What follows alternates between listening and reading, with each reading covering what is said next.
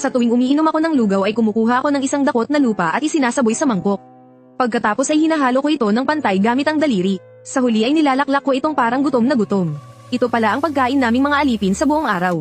Inahaluan ng lupa ang malabnaw na lugaw, para lang maibsan ang gutom. Ngunit ngayong araw ay wala akong kahit isang patak ng tubig na ininom. At nakaupo lang ako sa lupa nang hindi pumila para kumuha ng lugaw. Dahil ang katawang napasukan ko ay napakahina, wala na itong lakas para magtiis hanggang ngayon. Buti na lamang at dumating agad ang kapatid kong si Lin Xiao. Kuya, heto kalahating tinapay. Isa lang ang nakuha niyang tinapay ngayon. Ang kalahati ay ibinigay niya sa amang nakahiga sa tabi na mahina. At siya naman ay uminom ng lugaw na may halong lupa. Tinanggap ko ang tinapay at isinubo ito. Ngunit napansin ng kapatid ko na may nagbago sa akin ngayon. Hindi na ako ganoon kalugmok, ngunit agad ding dumilim ang kanyang mga mata. Ano bang silbi nito? Naging alipin na tayo. Maaga o huli mamamatay din ang lahat. Kaka-transmigrate ko pa lamang kaya hindi ko alam ang iniisip niya. Tumingin lamang ako sa baradong ilog na hindi kalayuan. Ang sunod-sunod na malakas na ulan ay nagdulot ng pagguho ng lupa. At tuluyang bumara sa ilog Yuday. Ang mas masahol pa, daraan dito ang flotang pandagat ng emperador sa loob ng 20 araw. Halos wala ng oras para linisin ang daluyan ng ilog, upang maabot ang takdang oras. Lalong naghigpit ang mga tagapangasiwa. Kahit ang buhay namin ay hindi na nila inaalala, ngunit ako na dating nag-aral ng inhinyeriyang pangtubig ay lalo pang naengganyo. Bigla kong hinayla ang kamay ng kapatid ko.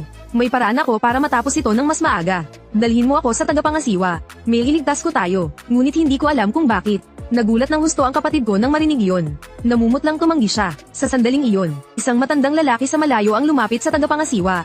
Ginoo, may paraan po ako. Tinitiyak kong matatapos sa takdang oras. Bigyan ninyo lang ako ng isang busog na pagkain. At agad ko itong ihahain. Ngunit matapos marinig iyon ay itinaas ng tagapangasiwa ang latigo at hinampas siya. Sumigaw sa sakit ang matanda at nagmakaawa. Hanggang sa tuluyan na itong tumahimik. Doon lamang ibinaba ni Mabiao ang latigo. Kung may paraan ka pala bakit hindi mo sinabi agad? Niloloko mo ba ako para sa pagkain? Tulalang hinawakan ko ang kamay ng kapatid ko. Kung nagsalita ako kanina, ako marahil ang namatay ngayon. Habang hindi pa ako makapaniwala sa takot, biglang may kakaibang mga eksena na kumislap sa harap ng aking mga mata.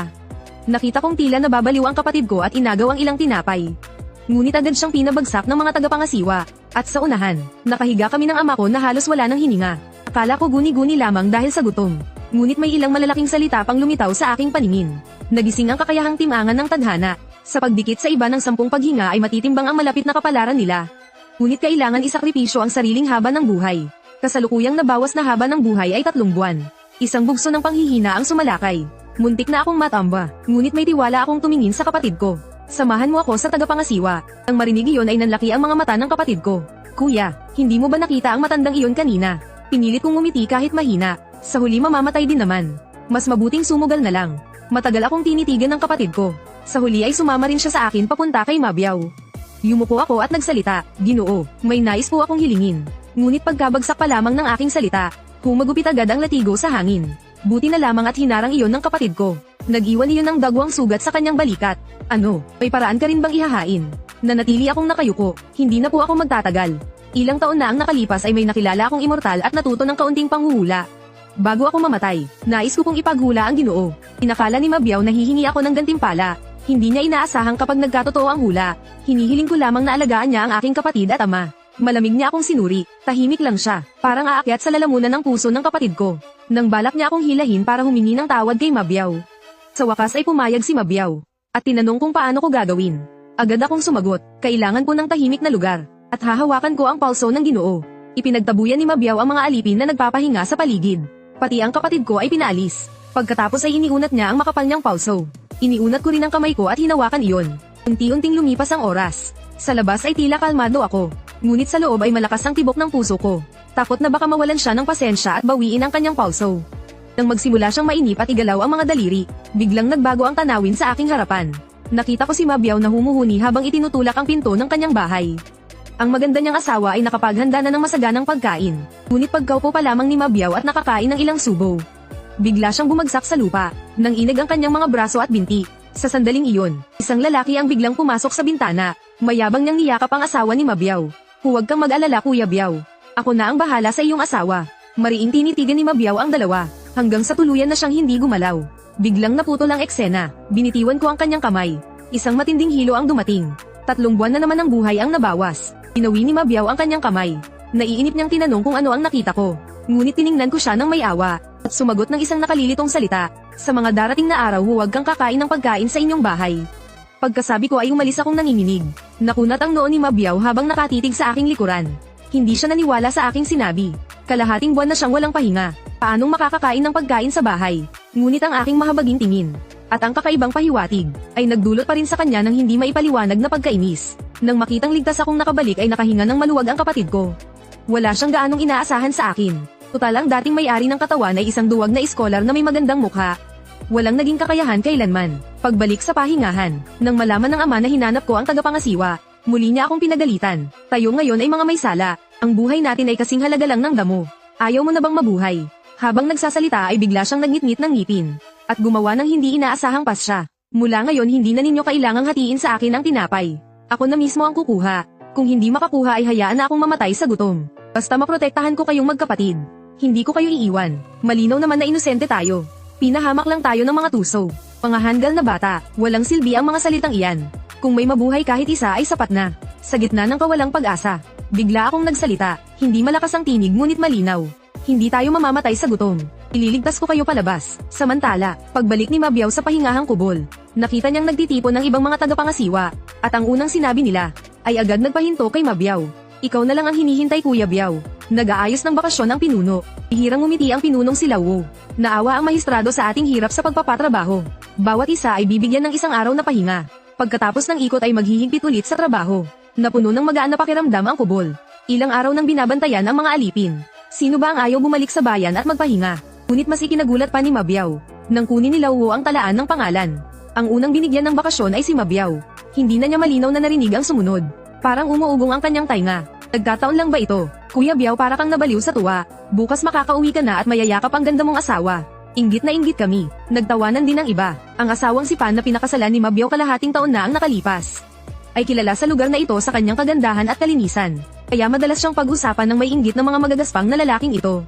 Piliting ngumiti si Mabiao at bumalik sa silid upang magpahinga. Ngunit ng gabing iyon ay hindi siya makatulog. Hindi niya maunawaan na isa lamang akong halos mamatay sa pagod na alipin. Dapat ay wala akong paraan upang malaman ng maaga. Ngunit talagang naayos ang bakasyon. Kinabukasan ng umaga, mabigat ang mga hakbang na umuwi si Mabiao. Binuksan niya ang pinto, at nakita ang isang hapag na puno ng masasarap na pagkain. Nakangiwis ang itisigi ng Pan habang inaalis ang kanyang panlabas na damit. Kumain ka na. Pagkatapos kumain hintayin mo ako sa loob. Pagkasabi ay tumalikod at pumasok sa silid. Paindayog ang kanyang likuran, ngunit lalo siyang kinabahan. Palihim niyang ipinakain ang pagkain sa asong nasa paanan. Di nagtagal ay bumagsak ang aso at nangisay. Nang makita iyon ay nabigla at nagalit si Mabiao. Nagkunwari siyang samubo ng ilang pagkain. Pagkatapos ay binitiwan ng kamay. At bumagsak sa lupa na tila naghihirap. Nang hindi na gumalaw si Mabiao, lumabas si Ginang Pan na may ngiting mapanlinlang. Kasunod ay isang lalaki ang pumasok sa bintana. Aakmang yayakapin ang baywang ni Ginang Pan. Ngunit biglang tumayo si Mabiao mula sa lupa. At sinunggaban ang leeg ng lalaki. Tinitigan ang mukha nitong baluktot sa takot. Ngunit sa isip ni Mabiao ay sumagi ang aking mahabaging tingin. Samantala ako sa pampang ng ilog ay halos hindi na makatagal. Kalahating tinapay lamang ang kinakain bawat araw. Hindi iyon sapat sa mabigat na trabaho. Nanghina ang aking tuhod, at bumagsak ako pasulong. Sa di kalayuan ay tumalimang tingin ng tagapangasiwang si Jausi. Aakman na sana niyang itaas ang latigo. Ngunit biglang umalingaw-ngaw ang sigaw ni Mabiao mula sa likuran. Tigil. Nagulat na lumingon si Jausi. Kuya Biao, hindi ba bakasyon mo ngayon? Mamaya ko na ipapaliwanag iyon sa iyo. Pabigla-biglang sagot ni Mabiao. Pagkatapos ay gumawa siya ng ikinagulat ng lahat. Pagalang niya akong aynal-alayan habang nakayuko. Ginoo, ayos lang po ba kayo? Natigilan si Jausi. Si Mabiao ang kilalang pinakamainitin ng ulo na tagapangasiwa. Ngunit ngayon ay labis ang paggalang niya sa akin. Hindi niya pinansin ang reaksyon nito. Maingat niya akong dinala sa kanyang maliit na kubo. Habang nasa daan, huminto sa trabaho ang mga alipin. Nanlaki ang mga mata sa nasaksihan. Puno ng pagtataka ang mukha ng ama at kapatid ko. Samantalang kalmado ang aking mukha habang naglalakad. Ngunit bahagyang nanginginig ang kamay ko sa loob ng manggas. Dahil alam kong nanalo ako sa pastahan. Pagpasok sa loob, agad na yumuko ng malalim si Mabiao. Tunay kayong mahusay manghula, Ginoo. Hindi ko malilimutan ang pagliligtas ninyo sa aking buhay. Aakma sana akong kumaway, ngunit biglang nagdilim ang paningin ko. Untik na akong mahulog mula sa upuan. Agad akong aynal-alayan ni Mabiao. Doon niya naalala ang isang bagay. Tingnan mo nga naman ang alaala ko. Maghintay po kayo. Tumalikod siya at mabilis na lumabas. Di nagtagal ay nagbalik na may dalang isang pinggan ng pagkain. Ang nakatutoksong amoy ay pumasok sa aking ilong. At sa sobrang gutom ay kumirat ang aking sikmura. Ngunit hindi ako agad kumain. Tiningnan ko si Mabiao na nagkikiskisan ng mga kamay na tila may gustong sabihin. Huminga ako ng malalim at nagsalita. Ginoo, pahintulutan ninyo muna akong magpalakas. Pagkatapos kumain ay hahanapan ko kayo ng isa pang hula. Nagliwanag ang mga mata ni Mabiyaw. Paulit-ulit siyang tumango. Hinayaan niya muna akong kumain upang mabusog. Kinuha ko ang mga chopstick at marahang kumain. Matagal akong nagutom kaya hindi maaaring kumain ng mabilis. Hindi niya inakala na ang mabagal kong kilos. Sa mata ni Mabiyaw ay tila asal ng isang dalubhasa. Lalo siyang naniwala sa akin. Ngunit hindi ko alam kung bakit. Hindi ko inubos ang pagkain. Sa halip ay nagtanong kung maaari itong ibalot, upang dalhin sa ama at kapatid ko. Agad pumayag si Mabiyaw. Kumuha pa siya ng papel na may langis upang maayos na ibalot. At dinagdagan pa ng 2 tinapay. Matapos iyon ay hindi na siya makapaghintay at iniunat ang pulso. Napangiti ako ng mapait, muli na namang mababawasan ang buhay ko. Ngunit hinawakan ko pa rin ang kanyang pulso. Pagkaraan ng 10 paghinga, nakita kong wala siyang malaking panganib sa buhay kamakailan. At wala ring malaking pagkakataon. Ngunit may natuklasan akong di inaasahang bagay. Sa pagkakataong ito ay walang nabawas na buhay. Mukhang nakadepende ang bawas sa bigat ng hinulaang pangyayari. Pagkatapos ay maingat akong nagsalita, Ginoo, wala kayong malaking problema sa mga darating na araw. Ngunit tandaan na huwag magpakalasing. Maaaring magdulot iyon ng aberya. Akala ko ay mapapayapa ko na si Mabiyaw. Ngunit hindi pa rin siya nakontento. Hiniling niyang tingnan ko ang kapalaran niya sa mga susunod na taon. Kung maaari ba siyang maitaas sa posisyon. Inaasahan ko na ang ganitong sitwasyon. Nagkunwari akong bumantong hininga. Sa totoo lang, ang pagbubunyag ng lihim ng langit ay may kapalit. At kahapon sa pamamagitan ng hula, nasulyapan ko ang isang paraan upang malutas ang pagbabara ng ilog. Kung muli pa akong hihula ngayon baka mamatay ako sa lugar. Habang hindi pa nakakapag-isip si Mabiyaw, nagpatuloy ako ng walang pag-aatubili. Nawa ay dalhin ako ng Ginoo sa tagapangasiwang namamahala upang ihandog ang paraang ito. Kapag nagtagumpay, hindi mawawala ang ambag ng Ginoo sa pag-irekomenda. Kung ibang alipin ang nagsabi nito, matagal na sana siyang hinagupit ni Mabiyaw.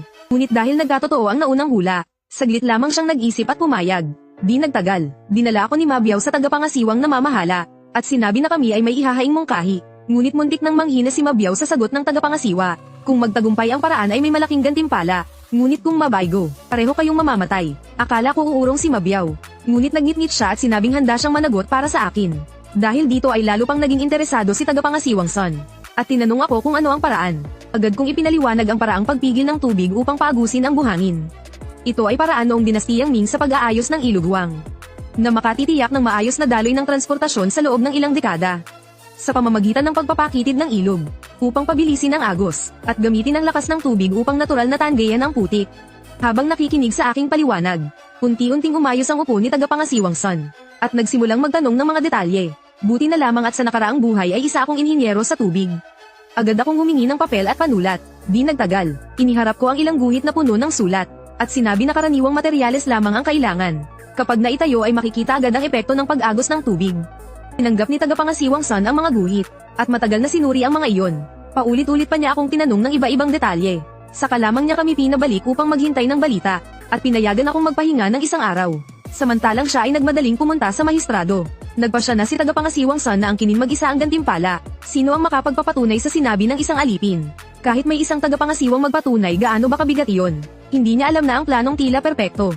Ang magiging pinakamalaking pagkakamali sa buhay niya. Paglabas namin ni Mabiyaw sa opisina ni tagapangasiwang Son, palihim kong iniunat ang aking pulso. Buti na lamang at pinilit ako ng lolo ko na magsanay ng kaligrapiya ng maraming taon sa nakaraang buhay. Kung hindi ay mabubunyag ang lihim.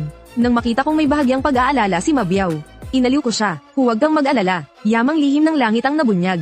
Hindi magkakaroon ng problema. Pagsapit ng dapit hapon, pagkabalik ng ama mula sa trabaho ay agad niya akong kinamusta. Ngumiti ako at sinabing ayos lang. At binuksan ang nakabalot na pagkain. Kumalat ang matinding amoy ng pinausukang karne. Napakalunok ang ama ko. Nagtatakang tinanong kung saan ito galing. Inabot ko ang pagkain sa kanila. Gantimpala ng tagapangasiwa. Kumain na kayo agad. Ngunit nakapagtataka, hindi agad tinanggap ng kapatid ko. Sa halip ay maingat niyang sinuri ang paligid. At sa di kalayuan, 12-12 ng matang gutom na gutom ang nakatitig na. Kasabay ng malalakas na paglunok. Ngunit sa halip ay lalo kong tinaasan ang boses ko. Kumain kayo ng payapa. Naroon lamang sa kubol ang tagapangasiwa at nakatingin. Sumunod ang mga tao sa direksyon ng tingin ko. At nakita si Mabiyaw na may hawak na mangkok sa bungad ng kubol.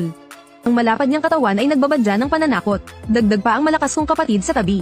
Kaya ang ilan na gustong lumapit ay umurong muli. Nanginginig na pinilas ng ama ko ang maliit na piraso ng pinausukang karne. Ang alat at taba nito ay halos hindi niya malunok. Kumagit din ang kapatid ko ng malaking subo ng tinapay. Hinaluan ng bango ng karne. Ito ang pinakabusog niyang kain sa loob ng kalahating buwan. Ang amang handang magsakripisyo ay nagkaroon muli ng pag-asa. Ngumiti rin ang kapatid ko. Kuya, kung araw-araw ay ganito, hindi ko na kailangang makipag-agawan ng pagkain. Magaan niyang sinabi iyon, ngunit narinig ko ang pagod sa kanyang tinig. Sa loob ng kalahating buwang ito ay dahil sa araw-araw niyang pakikipag-agawan. Kaya kaming tatlo ay nabuhay hanggang ngayon. Tiningnan ko siya ng seryoso. Hindi mo na kailangang makipag-agawan. Mag-iisip ako ng paraan. Samantala sa loob ng tanggapan ng lalawigan, nakatitig si Mahistradong Shen sa ulat ng pagbabara ng ilog. Maglalakbay patimog ang emperador. Daraan ang flotang pandagat sa ilog Yuday pagkalipas ng 20 araw. Ngunit aabutin pa ng 1 buwan bago tuluyang malinis ang ilog. Ginoong Leo, kayo ay mula sa palasyo. Maaga kayong bumaba upang mag-ayos. Kailangan ninyo kaming payuhan. Ibinaba ng babaeng opisyal na si Liu Qingyao ang tasa ng tsaa at nagsalita. Ginoong Shen, ang pinakamahalaga ngayon ay magdagdag ng tao. Magtrabaho araw at gabi. Ang mga bilanggo mula sa karatig na mga lalawigan. Lahat ng maaaring kunin ay nakuha na. Kung magdadagdag pa ay mga karaniwang mamamayan na lamang. Malapit na ang panahon ng pagtatanim sa tagsibol. Kung piliting kunin ang mga magsasaka, maaaring magdulot ng pag-aalsa. Hindi na niya itinuloy ang natitirang salita. Kung hindi madaanan ng ilog at maantala ang paglalakbay ng emperador ay mabigat na kasalanan. Kung pilitin ang mga tao at magdulot ng gulo, pareho ring hindi maliligtas ang ulo. Habang wala nang maisip si Mahistradong Shen, biglang may nagulat na dumating si tagapangasiwang Sun. Huwag papasukin. Sa oras na ito dapat ay binabantayan niya ang tabing ilog. Bakit siya narito? Yamang si tagapangasiwang Sun ang nasa unahan ng pagbabantay. Maaaring may mahalagang iuulat. Makabubuting pakinggan muna. Di nagtagal. Pumasok si tagapangasiwang Sun na punong-puno ng alikabok. Aakma sanang pag-alitan siya ni Mahistradong Shen. Ngunit narinig niyang may paraan na upang maalis ang pagbabara ng ilog. Agad tumayo si Mahistradong Shen. At sabik na nagtanong kung ano ang paraan. Inulit ni tagapangasiwang Sun ang mga sinabi ko. At inilabas ang mga guhit upang ipaliwanag. Agad sinunggaban ni Mahistradong Shen ang mga guhit at binuklat. Nakalista roon ang estruktura ng pilapil at mga materyales. Malinaw ang pagkakasulat at maayos ang sulat kamay. Sumigaw agad si Mahistradong Shen palabas. Ipatawag si Punong Panday Leo at Opisyal Li. Bilis. Wala pang kalahating sandali. Dumating ang 2 matandang bihasang manggagawa. Iniabot ni Mahistradong Shen ang mga guhit. Tingnan ninyo. Magagawa ba ang paraang ito? Matagal na sinuri ni Punong Panday Leo ang mga guhit. At tahimik na nakipag-usap kay Opisyal Li. Saka maingat na nagsalita, sa nakikita sa guhit ang paraang ito ay naaayon sa batas ng tubig. Maaaring tunay na maging epektibo. Ginoong Leo. Ngunit hindi malinaw kung bakit. Nakatitig si Liu Qingyao sa mga sulat sa guhit. Marahang hinaplos ng mahaba niyang daliri. Matagal bago siya nagsalita ng kakaibang pangungusap. Maganda ang sulat kamay. Pagkatapos ay naging payapa muli ang kanyang mukha. Sa ganitong kalagayan ay kailangan na lamang sumugal. Iutos kay tagapangasiwang Sun na magsimula agad ngayong gabi. Kinabukasan ng umaga, natapos ko ang 1 araw na pahinga. At kinailangan muling simulan ang paglilinis ng ilog. Ngunit ilang sandali pa lamang akong naguhukay.